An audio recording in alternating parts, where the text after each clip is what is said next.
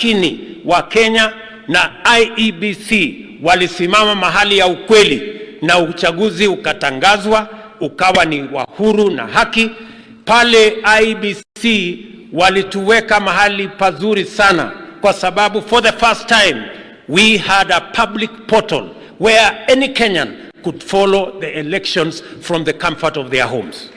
It was not possible to change the results of that election. Na jambo la tatu, Wakenya waliamua wao ndio kusema. Tuliambiwa ya kwamba kuna kitu inaitwa system. Tukaambiwa kuna ingine inaitwa deep state. Si tuliambiwa hiyo maneno yote? Lakini Wakenya ni nani? Si Wakenya ndio walikuwa wakusema? Tulishinda deep state, tukashinda system, tukashinda ile ingine sijui nini, machinery. Hiyo yote.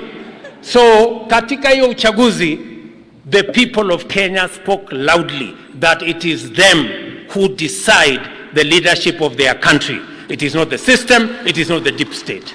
Ni kweli ama si kweli?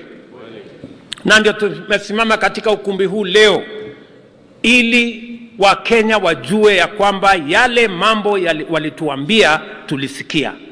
We heard the people of Kenya loudly that they do not want politics based on ethnicity, that they want a peaceful country and that they want a democratic country. And that is why we are sitting here as UDA today to lay the firm foundation for a democratic party that is a national party and that will get rid of the politics of ethnicity, a party that will be built on the solid foundation of a program, an agenda, and a manifesto that shortly I am going to explain to you mahali tumefika na hiyo manifesto yetu.